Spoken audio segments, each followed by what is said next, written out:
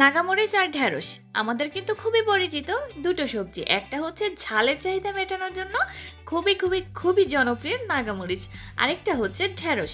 ঢেঁড়স তো আমাদের সবজি যে চাহিদা থাকে সেই চাহিদা মেটানোর জন্য ঢেঁড়সটা অনেক উপকার করে।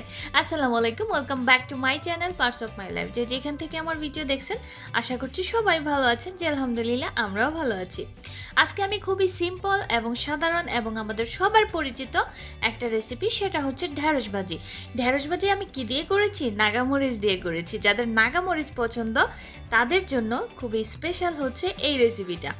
নাগামরিচ দিয়ে ঝাল ঝাল ঢেঁড়সভাজি, সাথে হচ্ছে গরম ভাত, ওয়াও দারুণ লাগে। একবার হলো কি ট্রাই করবেন, সেজন্য পুরো ভিডিও জুড়ে আমার সাথেই থাকতে হবে। আর আমি অবশ্যই কিন্তু আপনার সাথে শেয়ার করব যে ঢেঁড়স আছে, ঢেঁড়সের উপকারিতা কী সে সম্পর্কে হয়তো অনেকের জানা নেই, আর অনেকের হয়তো জানা আছে। তো তারপরও যাদের জানা নেই তাদের জন্য হয়তো উপকার হতে পারে। এর জন্য আমার প্রয়োজন ঢেঁড়স, তারপর হচ্ছে নাগামরিচ। আর নাগামরিচ আর ঢেঁড়স, এখান দিয়ে ঢেঁড়স আর ঢেঁড়সভাজি হতে থাকুক, পাশাপাশি আমি আপনাদেরকে ঢেঁড়সের যে উপকারিতা আছে সেগুলো সব এক্সপ্লেইন করতে থাকবো।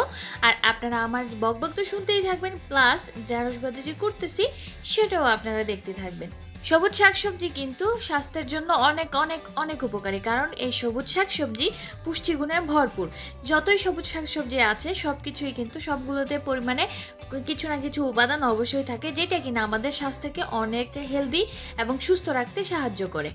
আমি অন্যদিকে কিন্তু ঢেঁড়সগুলো কিন্তু কেটে নিচ্ছি, দেখতেই পাচ্ছেন কীরকম করে কাটছি। একটু বড় করে হবে, সাইজটা একটু বড় হবে, কারণ সাইজ একটু যদি বড় না হয় সেক্ষেত্রে কিন্তু ভাজি করার সময় একটু পানি বেশি উঠে যায়।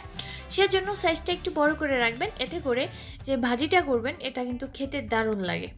বেশ কয়েকটি রোগে ঢেঁড়স খুবই উপকারী। ঢেঁড়সে রয়েছে উচ্চমাত্রার অ্যান্টিঅক্সিডেন্ট, যা কিনা ক্যান্সার রোগ সৃষ্টিকারী যে কোষগুলো আছে সেগুলোকে নিরাময় করতে এবং সেগুলোকে ধ্বংস করতে এবং যেই রোগ প্রতিরোধ ক্ষমতা আছে সেটাকে বাড়ানোর জন্য খুবই সাহায্য করে থাকে। হাঁপানি নিরাময় করার জন্য কিন্তু ঢেঁড়স খুবই উপকার করে থাকে। আর যারা হার্বালের চিকিৎসার জন্য বিভিন্ন ওষুধ তৈরি করে থাকে তারাও কিন্তু এই ঢেঁড়সটা খুবই ইউজ করে, মানে ঢেঁড়সটাকে ব্যবহার করা হয় এই জন্য যে ঢেঁড়সের যে পুষ্টিগুণ আছে বা ঢেঁড়সের যে ঔষধি গুণ আছে সেটা অনেক রোগ নিরাময়ের জন্য উপকারী। তাছাড়া ঢেঁড়সের বীজের মধ্যে যে তেল থাকে সেই তেল দিয়ে কিন্তু যাদের শ্বাসকষ্টের প্রবলেম থাকে তাদের সেই শ্বাসকষ্টের প্রবলেমের ক্ষেত্রে কিছুটা নিরাময় করা যায়। এছাড়াও ব্লাড যে সুগার থাকে, ব্লাডের সুগারের পরিমাণটা কমাতেও কিন্তু ঢেঁড়সের বিকল্প নেই। প্রতি 100 গ্রাম যে ঢেঁড়স আছে সেই ঢেঁড়সে রয়েছে 0.07 মিলিগ্রাম থায়ামিন, 0.06 মিলিগ্রাম নিয়াসিন ও 0.01 মিলিগ্রাম রিবোফ্লাভিন, যা কিনা যাদের ডায়াবেটিক্স আছে তাদের স্নায়ুতন্ত্রে যে পুষ্টি সরবরাহ করার জন্য ঢেঁড়সটা কিন্তু খুবই উপকার করে থাকে এবং তাদের স্নায়ুতন্ত্রকে পুষ্টি সরবরাহ করে অনেক সতেজ রাখে। ঢেঁড়স হচ্ছে আঁশ জাতীয় সবজি।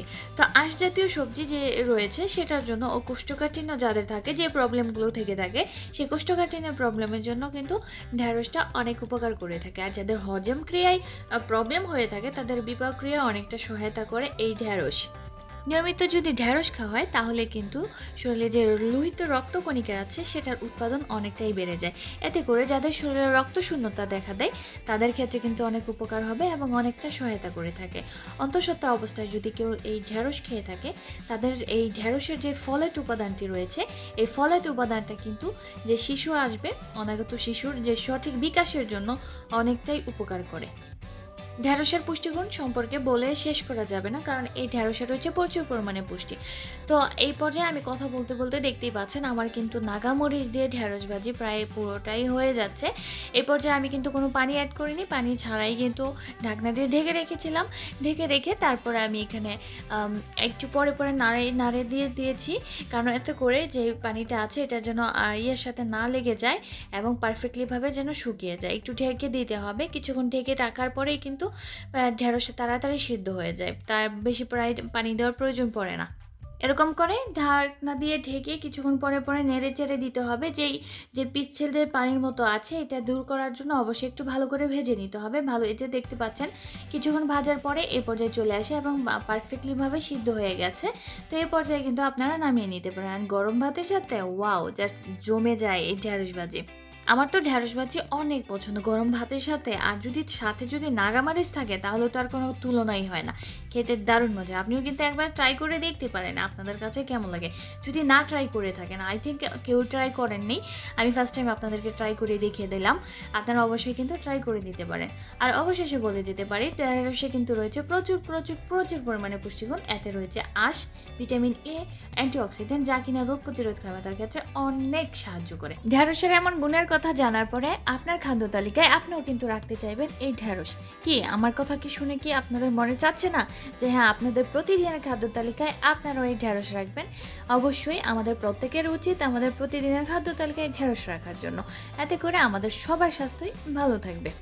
ঢেঁড়সের কথা বলতে বলতে আমার ঢেঁড়স ভাজিও হয়ে গেছে। ঢেঁড়সের পুষ্টিগুণ সম্পর্কেও আমি বলে ফেলেছি। এ পর্যায়ে আমি ভিডিওর লাস্টে চলে এসেছি। এখন আমি আপনাদের কাছ থেকে বিদায় নেব। তবে এর আগে বলে যাই, আশা করছি আমার আজকের ভিডিওটা আপনাদের কাছে ভালো লেগেছে। যদি ভালো লাগে আমার চ্যানেলটা সাবস্ক্রাইব করতে ভুলবেন না। বেশি ভালো লাগলে একটা সবার সাথে শেয়ার করে দিতে পারেন। আর লাইক কমেন্ট করতেও কিন্তু ভুলবেন না। আমি আবার আসবো অন্য কোনো ভিডিও নিয়ে। সে পর্যন্ত ভালো থাকবেন। আল্লাহ হাফেজ।